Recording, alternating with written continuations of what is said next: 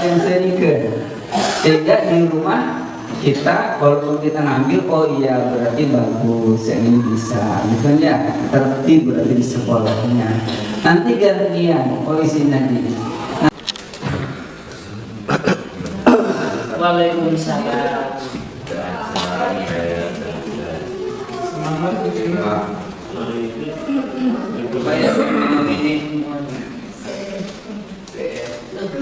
Kena izin ke saya.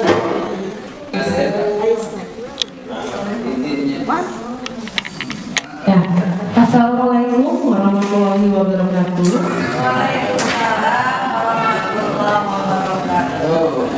Ya, terima kasih Bapak Ibu yang masih setia di tempat. Hari ini mungkin saya akan memaparkan mengenai definisi dari program guru penggerak. Jadi memang program guru penggerak ini sebenarnya nantinya goalnya itu untuk semua guru. Jadi semua guru itu menjadi guru penggerak semuanya. Ya. Nah di sini modul 1 yang sudah saya selesaikan, jadi saya baru selesai sekitar 40% dalam pendidikannya. Ini mengenai budaya positif. Ternyata seru ya, barusan kita masalah-masalah yang terjadi ternyata banyaknya mengenai kedisiplinan. Nah ini mungkin ada hubungannya dengan budaya positif. Ya Bapak Ibu, mohon maaf ya, di sini saya bukan untuk menggurui Bapak Ibu. Mari kita diskusikan bersama, karena saya juga memang di sini di ruang diskusi, belajarnya melalui online dan di ruang diskusi juga. Jadi mari Bapak Ibu kita berdiskusi bagaimana penanganannya selanjutnya ke anak-anak kita nanti ya. Mengenai budaya positif, konsep utamanya yang pertama adalah mengenai perubahan paradigma belajar, kemudian disiplin positif, kebutuhan dasar manusia, motivasi perilaku manusia, posisi kontrol, dan keyakinan kelas. Yang pertama, apakah Anda setuju dengan pernyataan ini? Yang pertama, hukuman dapat mendisiplinkan anak. Gimana Bapak Ibu? Setuju tidak? Setuju tidak? Ada yang setuju, ada yang tidak. Setuju? Oh, ada yang tidak tapi ya. Nanti kita bahas. Hukumannya Bu. Yang kedua, pemberian hukuman dengan hal positif seperti membaca atau membersihkan halaman sekolah dapat mendisiplinkan anak. Setuju? Wah, semuanya hampir setuju ya. Yang ketiga, memberi penghargaan dapat meningkatkan bahan paradigma belajar. Kita sekarang belajarnya dengan kurikulum merdeka. Pembelajaran dengan paradigma baru ini dirancang berdasarkan prinsip-prinsip pembelajaran yang berdiferensiasi, sehingga setiap siswa belajar sesuai dengan kebutuhan dari tahap perkembangannya untuk mewujudkan profil pelajar Pancasila. Apa itu pembelajaran yang berdiferensiasi? Jadi sebenarnya pembelajaran berdiferensiasi ini mungkin sering kita laksanakan di kelas ya. Jadi berdiferensiasinya itu dalam apa? Yang pertama itu dalam konten. Yang kedua adalah proses. Boleh gitu ya? Kelas 10 dulu ya. nanti dari BK akan dikirimkan kebutuhan siswa dalam belajar itu apa saja. Kemudian juga mengenai gaya belajar juga ya, karena kan ada yang audio, ada yang visual, misalkan ya, ada yang keduanya, itu beragam. Nah, selanjutnya kita ice breaking lah sekalian ya. Coba Bapak Ibu, kalau bisa ada pasangannya ya Bapak Ibu. Ada pasangan. Punya pasangannya. Punya di rumah. Bu Asyik kalau bisa bareng sama Bu Mulan. Ya, jadi Bapak Ibu gini, silakan Bapak Ibu tuliskan sesuatu yang rahasia, ya, rahasia sekali, wah, ya. Nah, kemudian kalau Bapak Ibu mau boleh di kertas, boleh ditulis di tangan, kemudian tutup, kepalkan. Ya. Kemudian temannya bujuk bagaimana caranya agar temannya membocorkan rahasia tersebut. Bebas, mau dengan hadiah, mau dengan mengancam atau dengan apa, itu bebas ya. Bangga, boleh dilaksanakan Bapak Ibu, dicoba.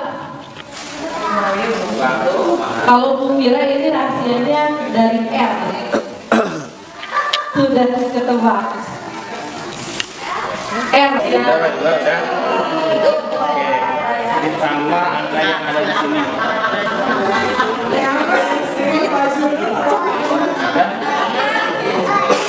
Dibagi yang angka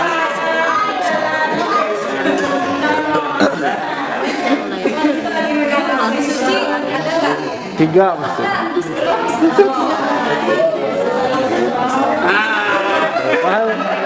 Tiga kan? Ayo ngomong.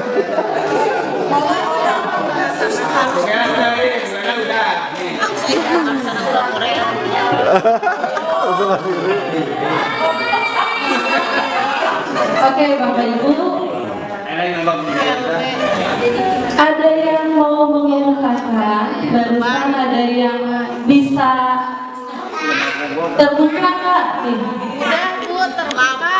Oh, yang peduli bisa diceritakan bagaimana cara peduli bisa ngomong haji ya? Bu Hajinya udah percaya, jadi udah nulis langsung dibukain. Dipaksa Bu Ben, bohong.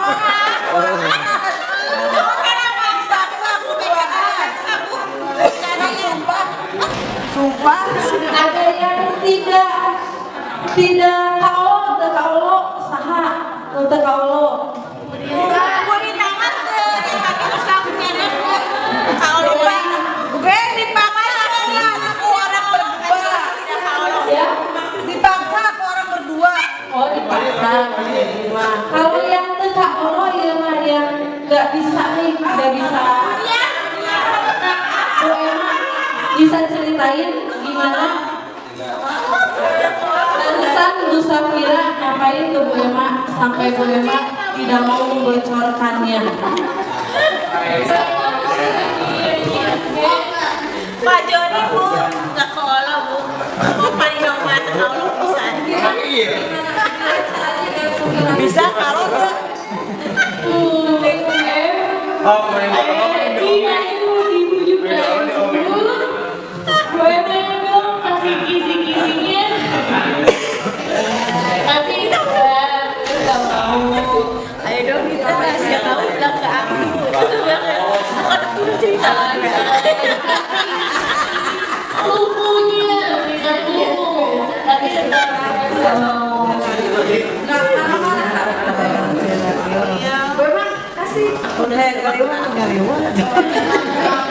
Yang saya mengira kan banyak. Oke, ya. Oke, selanjutnya dulu ya. Perubahan paradigma ilusi bahwa guru bisa mengontrol murid. Yang kedua, ilusi bahwa kritik dan membuat orang merasa bersalah dapat menguatkan karakter. Yang ketiga, ilusi bahwa semua penguatan positif, efektif, dan bermanfaat. Yang selanjutnya, ilusi bahwa orang dewasa memiliki hak untuk memaksa. Ya. Nah, di sini peran seorang siswa kita di kelas sebenarnya harus teori sesuai dengan teori kontrol. Jadi sebenarnya kita sebagai guru tidak memaksa kan siswanya, ya. Jadi kalaupun ada suatu permasalahan, penanganannya bagaimana? Penanganannya tadi dari Bapak udah ada clue juga nih ya, yaitu diselesaikan. Coba anaknya selesaikan dulu nih, pengennya gimana. Makanya tadi ada yang namanya kelas, ya, sehingga nanti ketika yang tidak sesuai dengan kesepakatan kelas atau keyakinan kelas, kita sudah tahu nih aturannya harus bagaimana, ya. Kemudian menurut paradigma juga, yang pertama, sebenarnya merdeka belajar itu sebenarnya sudah digaung-gaungkan dari jauh-jauh hari, yaitu ketika Ki Hajar Dewantara, ya, bahwa dalam menurut Ki Hajar Dewantara itu biarkan anak tumbuh sesuai kodratnya.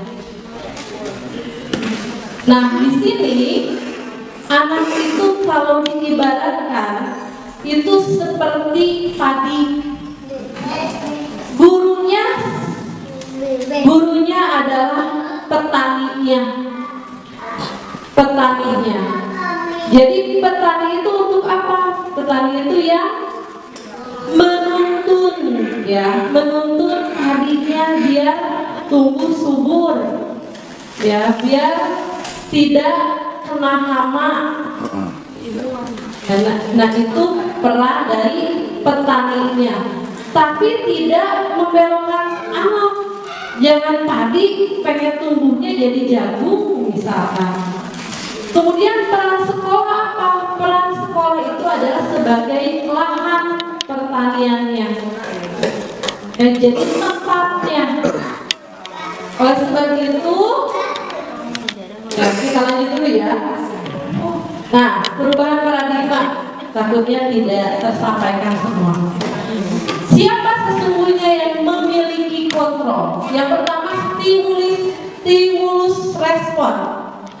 Kita mencoba mengubah orang agar berpandangan sama dengan kita. Padahal dalam teori kontrolnya kita berusaha memahami pandangan orang tentang dunia. Jadi kita nggak bisa memaksakan orang lain harus sama dengan kita. Betul tadi kata bapaknya, tidak bisa memaksakan orang ini harus gini, harus gini.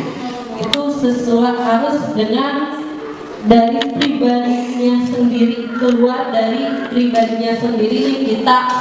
Saya pengen berubah. Yang kedua, perilaku buruk dilihat sebagai suatu kesalahan. Padahal teori kontrolnya adalah semua perilaku memiliki tujuan. Ya, jadi jangan dianggap anak kita yang kesianan atau misalkan yang apa tadi masalahnya itu pasti memiliki tujuan, ada tujuannya. Kemarin saya contohkan misalkan ada anak nih yang membawa atau mengambil makanan temannya. Ya. Nah dari sini kita harus lihat apa sih kebutuhan anak tersebut sampai anak tersebut mengambil makanan temannya. Ya, tujuannya apa nih anak itu? Atau tadi yang kesiangan, apa sih kenapa kesiangan? Karena malapetaka, ya, atau karena mengantar, atau hanya karena mengantar orang tuanya yang sakit dan sebagainya. Kemudian orang lain bisa mengontrol saya. Ya, barusan dengan teori genggaman tangan, ternyata yang bisa mengontrol itu siapa? Hanya diri sendiri yang bisa mengontrol. Ya. Jadi kalau tidak ada keinginan dalam diri, ia tidak akan mengeluarkan. Tadi Bu Haji sudah langsung nih mengemukakan karena dia sudah percaya, sudah ada keinginan dalam dirinya, sudah percaya pada seseorang, makanya langsung dikeluarkan. Ya. Kemudian pemaksaan ada pada saat bujukan gagal. Padahal kolaborasi dan konsensus menciptakan pilihan-pilihan yang baru. Dalam program ketarunaan, ya, itu harus ada konsistensi kalau memang sudah kesepakatan. Yang selanjutnya adalah model berpikir menang kalah. Ya, jadi kalau misal guru nih marahin anak, kalau nggak nurut, ngerasanya guru tersebut kalah. Biasanya kayak gitu kan ya. Padahal harusnya win-win solution. Ya, guru menang, anak juga merasa menang, nyaman. Oke, apa disiplin positif? Tadi pertanyaan hampir seluruh pertanyaan itu mengenai disiplin. Apa disiplin positif? Dari kata disiplin terlebih dahulu. Ya, mungkin dari Ibu Wakil Siswaan, disiplin ya yang sering digaungkan itu apa sih Bu? Disiplin itu konsisten dalam menaati aturan, ya, aturan, ya, aturan. Ada lagi yang mau menjawab apa itu disiplin? Ya, Bapak sama aturan, ya, kita lihat. Disiplin diri itu adalah membuat orang menggali potensinya menuju sebuah tujuan apa yang dia kerjain. Namun dalam budaya kita makna kata disiplin ini telah berubah. Ini yang di warna merah, yaitu sesuatu yang dilakukan seseorang pada orang lain untuk mendapatkan kepatuhan. Tadi aturan, ya. Kecenderungan umum adalah menghubungkan kata disiplin dengan ketidaknyamanan, tapi bukan dengan cara dia menghargai diri dia sendiri. Ya, itu kalau menurut budaya kita. Nah, kemudian sebagai pendidik, tujuan kita itu apa? Yaitu menciptakan anak-anak yang memiliki disiplin. Kemudian apa? Sehingga mereka bisa berperilaku dengan mengajarkan nilai-nilai kebajikan dan memiliki motivasi intrinsik. Jadi betul motivasinya motivasi yang benar-benar keluar keluar dari diri sendiri, bukan motivasi yang dikeluarkan dari ekstrinsik, dari luar. Bukan solusi-solusi yang diberikan dari guru, tapi biarkan anak yang mencari solusinya sendiri. Ya, biasanya kan kita guru nih ya yang mencari solusi. Oke, selanjutnya. Jadi disiplin positif ini apa? Ya, disiplin positif ini adalah salah satu cara menerapkan disiplin yang bertujuan menumbuhkan kesadaran serta memberdayakan anak untuk melakukan sesuatu tanpa sogokan, ancaman maupun hukuman. Ya, jadi tanpa sogokan, tanpa ancaman, tanpa hukuman. Tadi kalau kebanyakan dengan hukuman, ya. Nah, ini kebutuhan dasar manusia. Kita contohkan tadi satu persoalan. Ada siswa yang membawa atau mengambil makanan temannya. Nah, kita telusuri terlebih dahulu kenapa anak tersebut mengambil makanannya. Mungkin saja dia untuk memenuhi kebutuhan dasarnya, yaitu apa? Yang pertama adalah bertahan hidup. Mungkin dia karena lapar, orang tuanya nggak ngasih makanan, nggak bawa bekal dari rumahnya, dan dia kelaparan, nggak dikasih uang juga sama orang tuanya untuk jajan. Ya. Yang kedua, mungkin kasih sayang dan rasa diterima.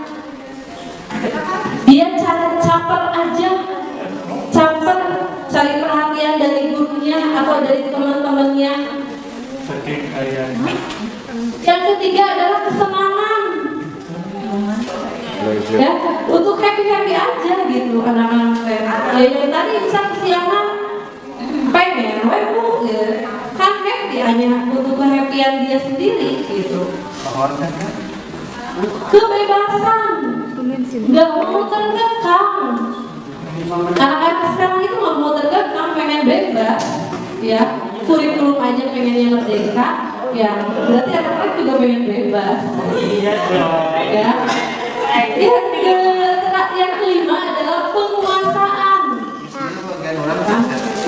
Jadi pengen jadi orang yang berkuasa nih. Kalau kita ngambil makanan, dia merasanya berkuasa. Oke, lanjut ya. Motivasi perilaku manusia.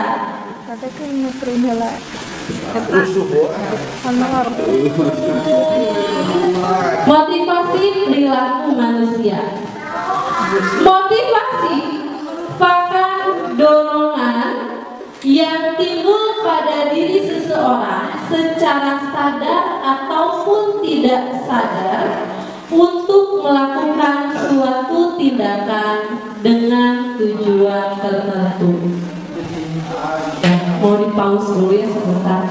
Bapak Ibu boleh sip. Oke, yang pertama adalah untuk menghindari ketidaknyamanan atau hukuman. Ya, pasti itu motivasi dari perilaku manusia itu yaitu menghindari ketidaknyamanan atau hukuman yang pertama. Yang keduanya adalah untuk mendapatkan imbalan dari orang lain. Nah, untuk poin yang pertama dan yang kedua itu adalah motivasi yang keluarnya dari luar atau motivasi ekstrinsik. Sama, mendapatkan imbalan juga adalah motivasi ekstrinsik. Jadi yang bagus itu yang bagaimana? Yang mencirikan sebagai disiplin positif, disiplin diri itu adalah menghargai diri sendiri yang keluar dari dalam diri sendiri. Inilah motif intrinsiknya atau dari internalnya.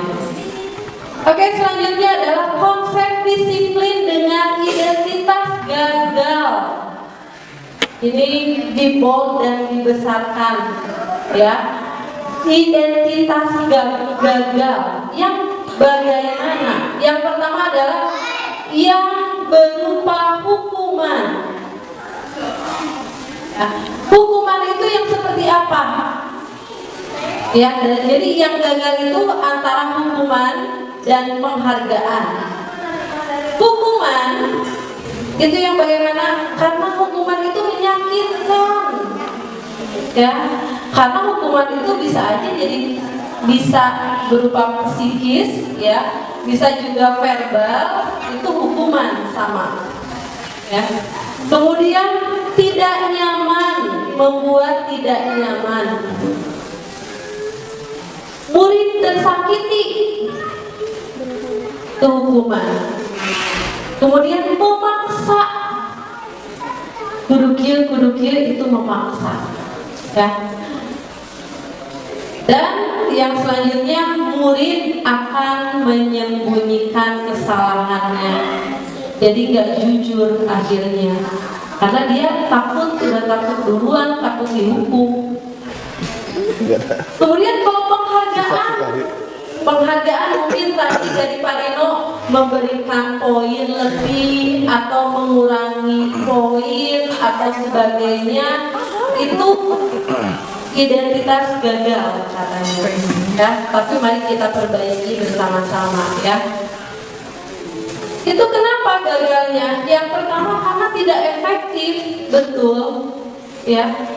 Biarlah nanti juga paling cuman 5 poin yang dicatatnya misalkan, ya. Nantilah kalau udah 100 baru misalkan. Jadi tidak efektif. Yang kedua adalah merusak hubungan. Nih, kemarin ada nih Bu Dede. Dan Bu Dede nanya anak kasih A, kasih uang 50.000 misalkan. Misal, ya. Jangan dia pada karena anak yatim, Bu Dede misalkan. Tiba-tiba ada temennya, Bu, nah si Ella dikasih, hari saya itu, saya oke yatim misalkan. Nah itu merusak hubungan teman akhirnya. Karena apa? Karena dengan penghargaan. Kalau penghargaan berarti memberikan sesuatu, ya. Kemudian mematikan kreativitas.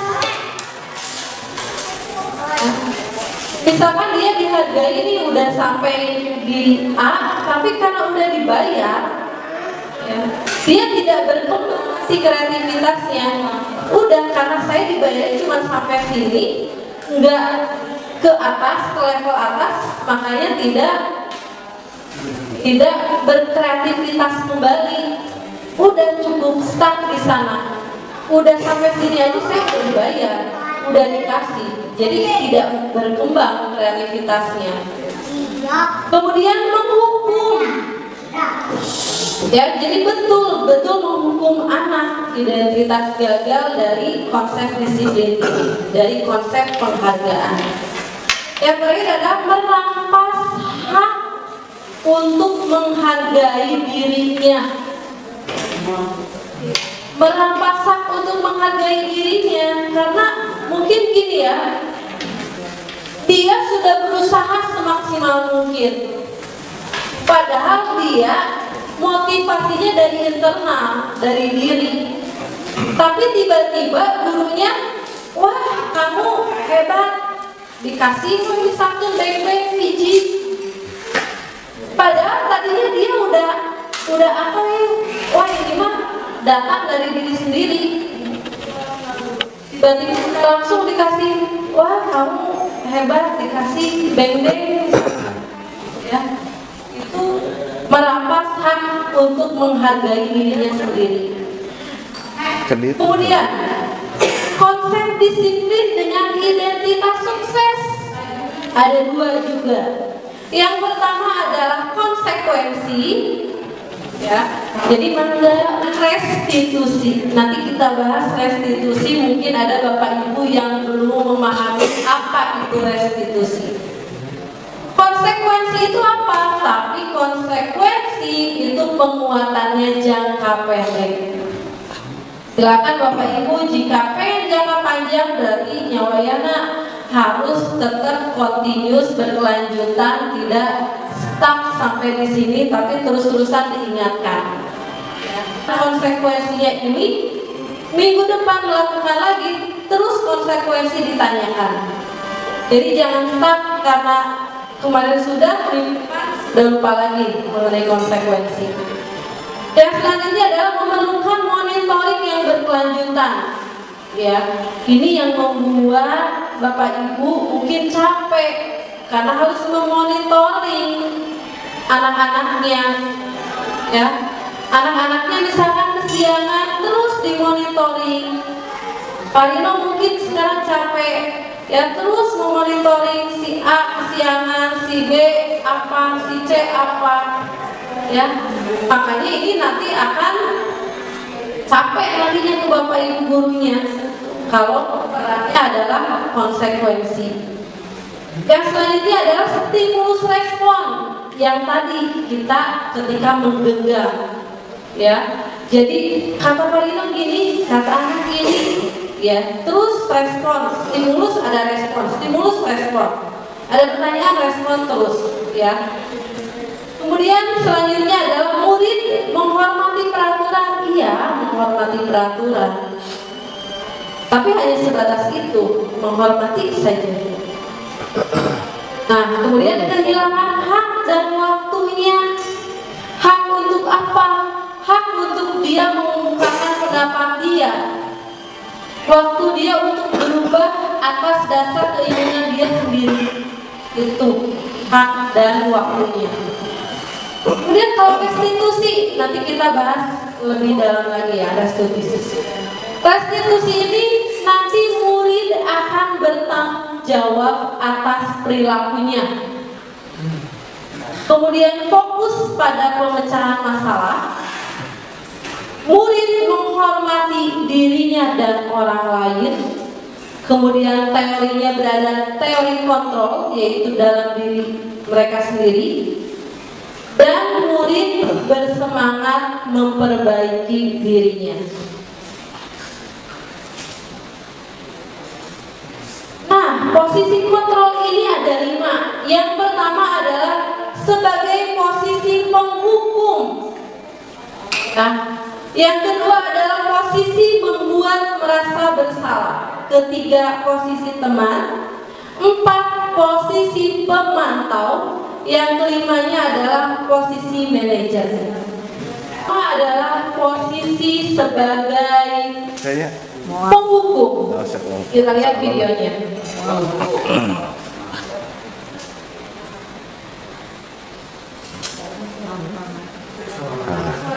Sudah ada di video.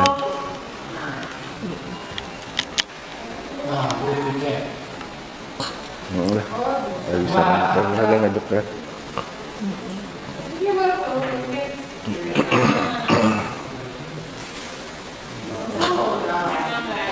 Emang harus pakai sound UM? Iya.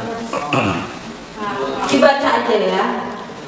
Kamu lagi selalu terlambat. Maaf Bu, saya. Apa?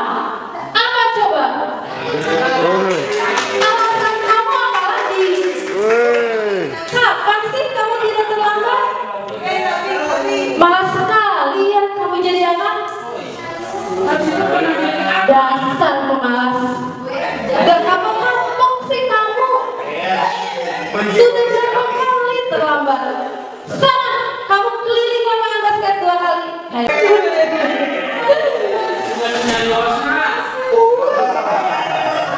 Kenapa? Kamu mau lawan ibu? Gitu ya. Berani-beraninya jawab. Sudah terlambat, masih berani jawab pula. Sekarang keliling lapangan basket 5 kali sekalian, biar kamu kapok.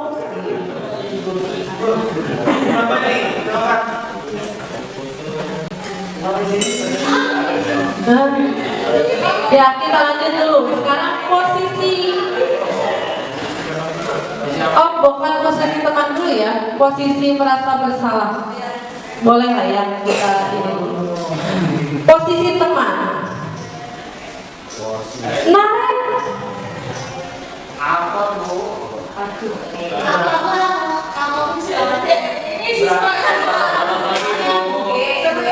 Wah, sudah jam berapa ini, Nak? Terlambat lagi ya, sayang.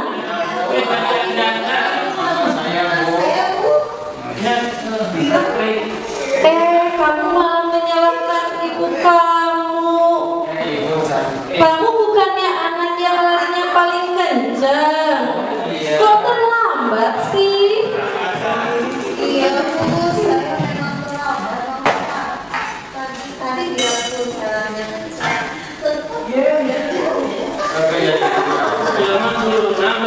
Ya sudah sana, nanti lain kali larinya lebih kenceng ya, biar nggak terlambat lagi.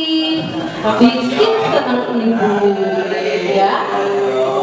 Tidak konsisten dulu teh. Tadi galak, ada bagus. Nah, itu sebagai teman ya.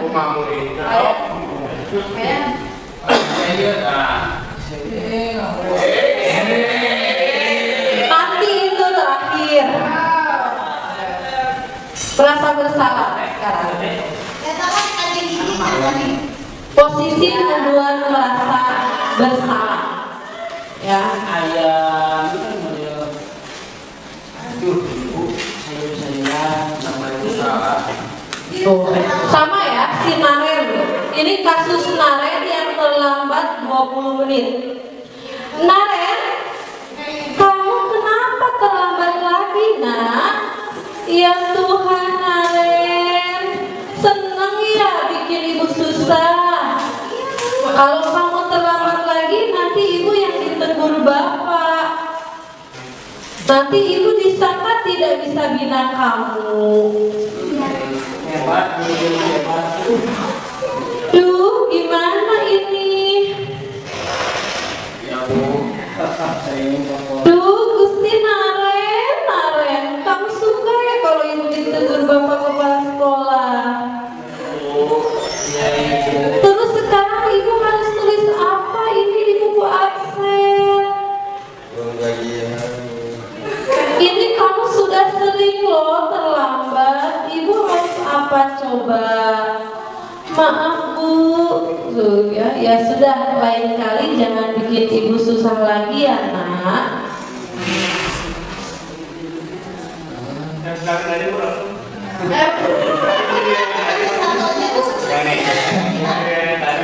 Nah ya. Nah sekarang kita lihat di sini ya. Yang selanjutnya, yang paling ideal yang mana? Ya, tadi sudah betul, Pak Rino sudah memantau anak ya dengan poin, tapi mungkin dihilangkan poinnya. Jadi cuma memantaunya telat berapa menit hari ini. Terus selanjutnya telat berapa menit dipantau. Yang selanjutnya nanti naik level Bapak. Bapak naik levelnya ke posisi manajer. Tadi makanya kata Bapak ditambahin lagi satu kolom, yaitu bagaimana cara menyelesaikannya yang keluar dari anak, sehingga keluar ya ide-ide atau motivasi diri ya yang dia bisa menyelesaikan masalahnya sendiri, bukan dikeluarkan dari kita. Jadi anak-anak ditanya nih, mau bagaimana Nak? Misalkan kemarin kesiangan mau bagaimana? Jadi kasih tahu. Boleh. Kalian mau lihat manajer? Oh ya udah, karena nggak bisa diputar ya. Ya, jadi yang ini yang manajer, yang ini sebagai pemantau. Tidak. Sambil ya, sambil. Oke, selanjutnya, siapa yang mengatakan pernyataan-pernyataan? Menurut Bapak Ibu, saya kecewa sekali dengan kamu. Posisi mana? Posisi apa? Kan tadi ada 5 posisinya. Saya kecewa sekali dengan kamu. Bersalah. Kamu tidak pernah benar melakukannya. Menghukum. Ya. Ayo lakukan demi ibu atau bapak. Teman, betul. Apakah kamu mau mendapatkan stiker bintang ini hari ini?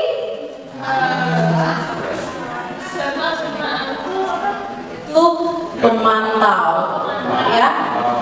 Bagaimana kamu bisa menyelesaikan masalah ini? Manajer, kamu selalu paling terakhir. Penghukum. Oke, berarti Bapak Ibu sudah paham ya mengenai 5 posisi kontrol tadi. Ya. Nah, betul. Jadi posisi kita ada di mana nih selama ini? Ya. Tergantung situasinya. Ya, mudah-mudahan ya idealnya itu sebagai posisi manajer. Mudah-mudahan kita juga beranjak ke posisi manajer itu, ya. Nah, sekarang itu apa sih restitusi? Restitusi itu adalah proses menciptakan kondisi bagi murid untuk memperbaiki kesalahan mereka sehingga mereka bisa kembali pada kelompok mereka dengan karakter yang lebih kuat. Jadi restitusi juga merupakan proses kolaborasi antara guru dan siswa. Jadi tidak hanya satu arah, ya. Jadi guru memberikan pertanyaan-pertanyaan yang membangun sehingga siswa berhasil memecahkan masalahnya. Itu namanya restitusi, ya.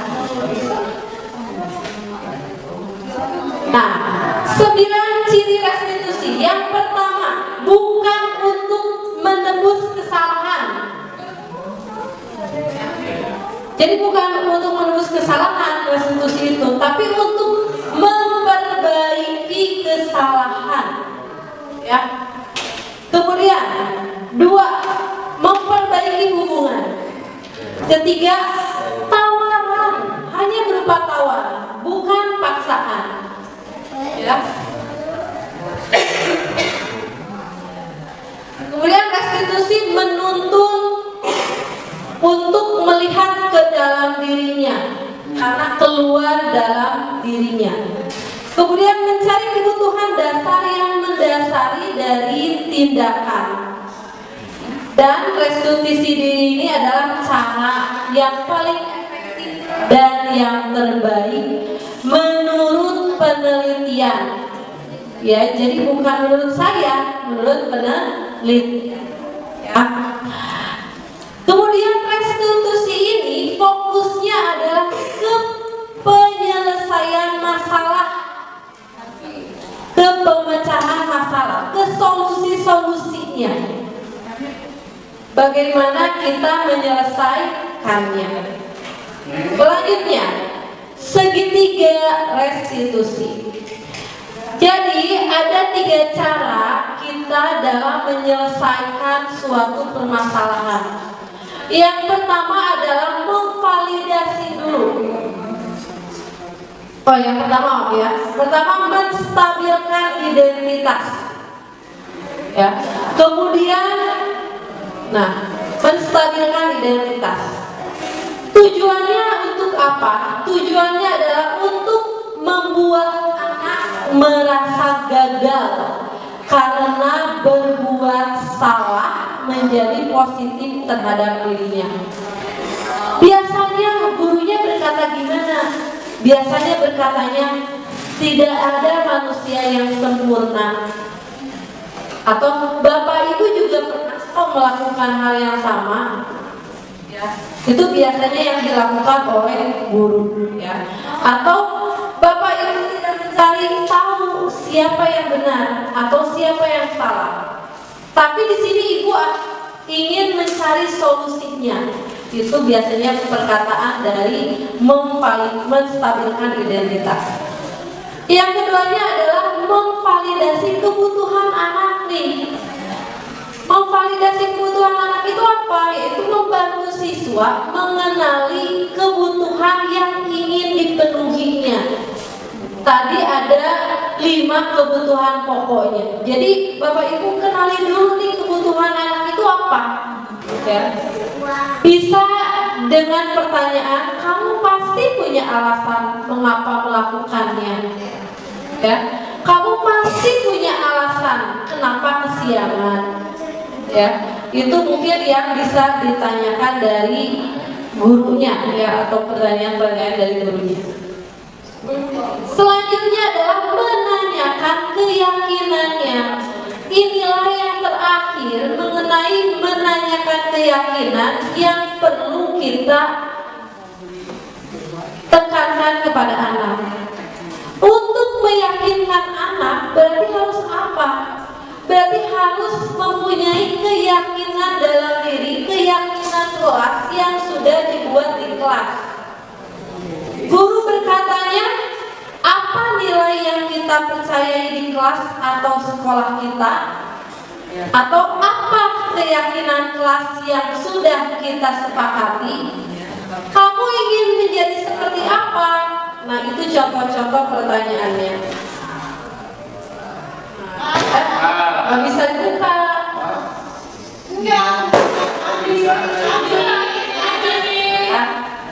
Keyakinan kelas kita lanjut dulu, ya. Ya, mau lihat acting saya.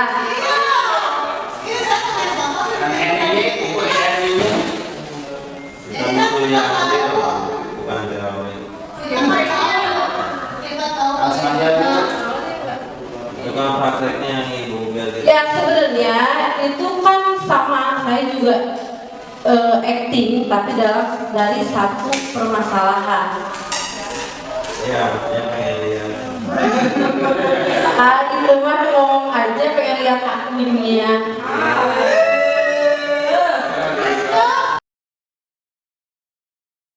Kalau saya jadi murid, terus Assalamualaikum.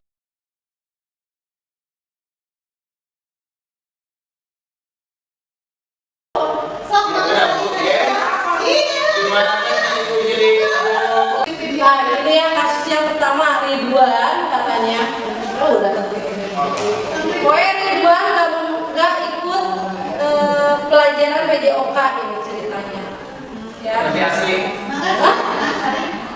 Asli, tapi bukan Ridwan yang tidak ikut PJOK-nya.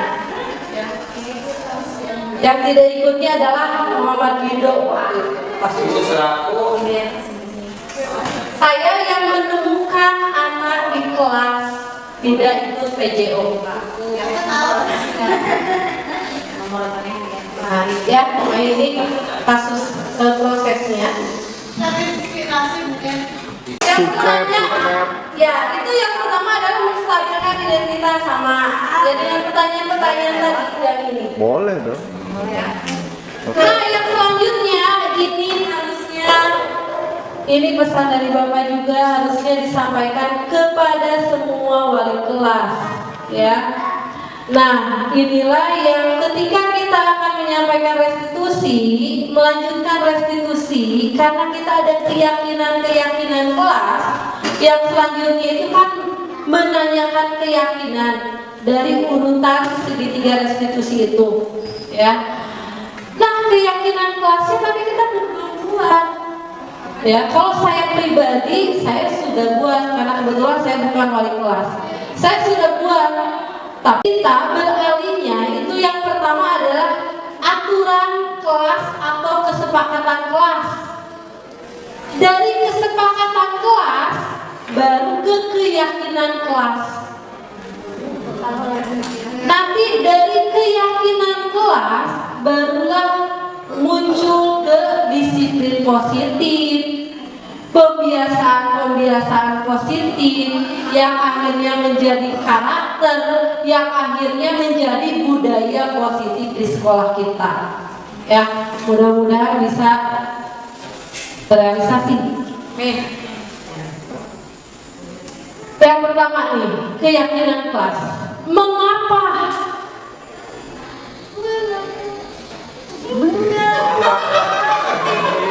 Ya. Mengapa tidak peraturan kelas saja? Mengapa harus keyakinan kelas? Ada yang bisa menjawab nggak? Kenapa sih? Nih, karena ini dari sisi kesiswaan, peraturan harusnya bukan keyakinan kelas. Ada yang mau menjawab nggak? Kenapa sih tidak peraturan saja, malah keyakinan kelas? Kita lihat ya, mengapa kita memiliki peraturan harus menggunakan helm bila mengendarai kendaraan beroda 2? Itu peraturan. Mengapa kita memiliki peraturan 3M ketika memakai masker? Ya. Mengapa kita memiliki peraturan harus datang tepat waktu? Sebetulnya, ya, kalau kita sudah meyakini hal tersebut, ya, itu tidak harus ada lagi peraturan. Jadi kalau misalkan peraturan itu biasanya dilaksanakan atau dibuat itu oleh satu, tidak ada diskusi gitu, ya. Tapi kalau keyakinan kelas diyakini oleh semua anggota kelas, ya, itu menjadi keyakinan dari tiap diri seorang, dari individu, intrinsik jadi masuknya, ya. Ya, pakai helm buat safety misalkan, ya, bukan karena takut ada polisi dan sebagainya. Kita pakai masker bukan karena corona dan sebagainya, tapi kita udah yakin kita bakalan sehat, menjaga kesehatan kita. Ya, lanjut. Bagaimana pembentukan keyakinan kelas? Nah, ini yang sebenarnya diharapkan dari Bapak Ibu wali kelas, ya, kita bersama-sama. Yang pertama adalah lebih abstrak dari peraturan, berupa pernyataan universal, dibuat dalam bentuk positif, sedikit saja, biar mudah diingat. Kemudian sesuai dengan kondisi kelas atau sekolah. Yang selanjutnya adalah semua warga kelas atau sekolah dilibatkan saat membuat. Jadi kita tidak bisa langsung ke keyakinan sekolah. Jadi kita dari tahap yang paling kecil dulu, keyakinan diri, keyakinan kelas, baru ke keyakinan sekolah. Nah, ini peraturan maaf ya, bukan, ini keyakinan kelas yang coba saya buat di kelas. Kesepakatan ya, ini kesepakatan kelas. Nah, peraturan yang pertama, bedanya peraturan dengan keyakinan kelas. Peraturan selalu kembalikan buku ke tempatnya, tapi kalau keyakinan kelas tanggung jawab. Udah, poinnya tanggung jawab. Jadi benar-benar universal kalau keyakinan kelas. Peraturannya hadir di sekolah 15 menit sebelum pembelajaran dimulai. Ya, keyakinan kelas komitmen. Bapak Ibu, video dong, biar video. Komitmen dong. Ya, Biar boleh. Boleh disiplin, boleh berkomitmen. Bulan Didi dong. Apa? Masuk dari mana nih? Enggak apa-apa, nanti lihat dah.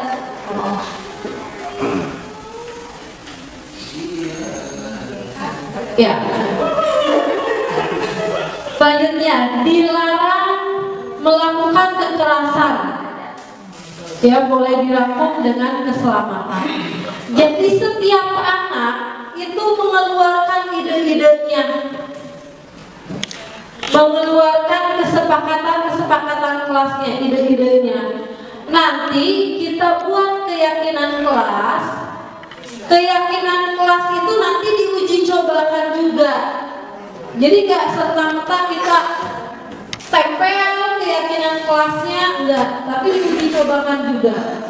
Ya, apakah itu berhasil atau tidak? Atau harus ada yang edit atau tidak? Ya. Gunakan masker, nah ini buat kesehatan atau keselamatan. Jangan berlari di kelas atau koridor, ini masuk juga keselamatan atau keamanan. Oke, refleksinya kita berada di akhir sesi ini. Yang pertama kita merefleksikan dulu. Ya, berarti Bapak Ibu mengemukakan ini. Hal baru apa yang mengubah paradigma saya? Atau apa sih yang saya dapatkan barusan dari yang saya paparkan? Ada yang mau mengemukakan? Yang saya dapatkan adalah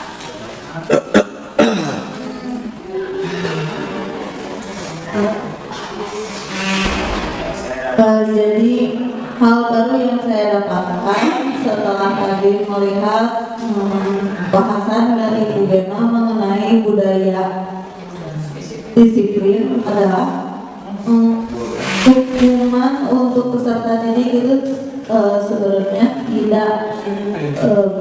bukan tidak cocok, namun ada bahasan yang lain, yaitu adalah restitusi. Baik, kita semua belajar terhadap hal itu agar kita bisa mengaplikasikannya sebagai pendidik. Mungkin seperti itu. Terima kasih. Yang kedua, refleksi yang kedua. 2 menit lagi ya. Perasaan apa yang muncul selama mengikuti sesi ini, khususnya mengenai makna disiplin dan motivasi intrinsik? Galau karena biasanya di posisi teman kalau Pak. Nih, gimana Pak Saifah? Apa yang muncul nih? Ayo Pak, ayo. Disiplin. Makna disiplin dan motivasi yang keluar dalam diri sendiri. Saya mau bertanya Bu, tadi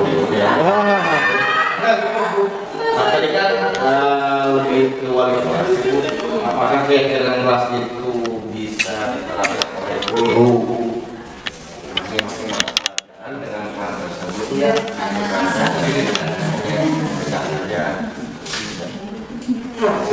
enggak bisa. Perasaan kamu bagaimana? Perasaannya bagaimana? Ternyata selama ini saya selalu salah ya. Iya, itu. Karena itu yang ketika si anak itu salah apa-apa, tidak boleh jadi tetap dalam baiklah.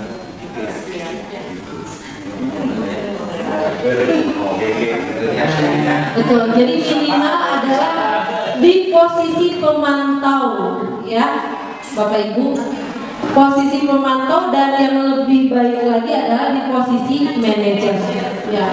Kemudian peran Amo selama ini saya lakukan? Teman saya. Sudah deh.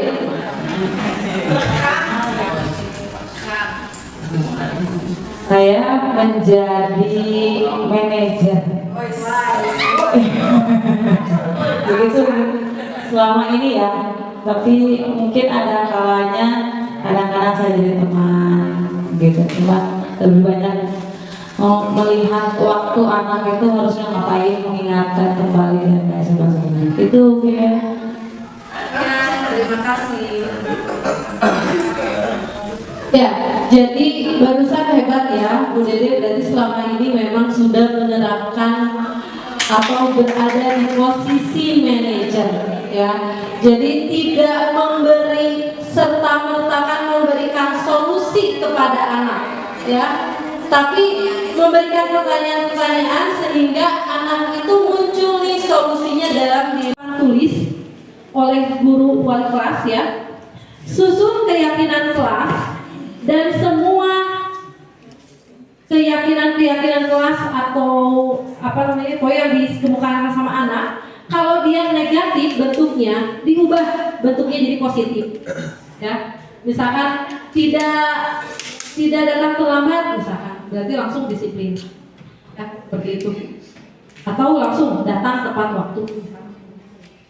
Kemudian ditinjau ulang keyakinan tersebut. Keyakinan tersebut jangan terlalu panjang, jangan terlalu banyak ya. Jadi dirangkum sehingga si pernyataan anak tersebut terangkum dalam 3 sampai 7 keyakinan. Dan 3 sampai 7 keyakinan pun udah universal. Ya, benar-benar yang universal. Kemudian ditandatangani si keyakinan kelas tersebut itu boleh dirubah ya di agenda wali kelas.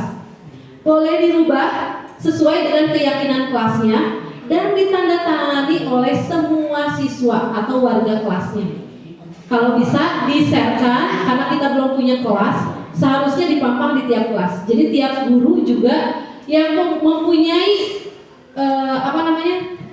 kesepakatan kelas bisa menyesuaikan dengan keyakinan kelas tersebut, seperti itu. Ya, oke, tidak ada pertanyaan lagi Bapak Ibu?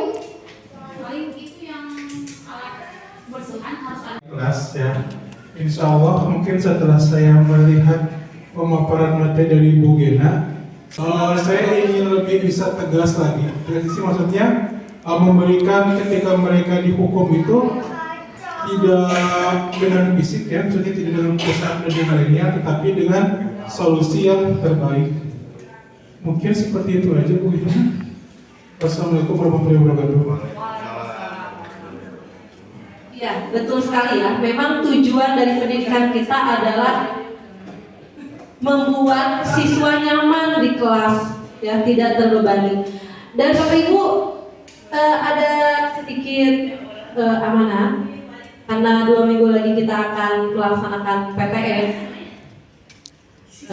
Udah atas perhatiannya dan kesediaan waktunya dalam sesi disiplin positif ini. Mudah-mudahan kita bisa merealisasikannya dan tidak hanya berhenti di kita saja ya. Mudah-mudahan positif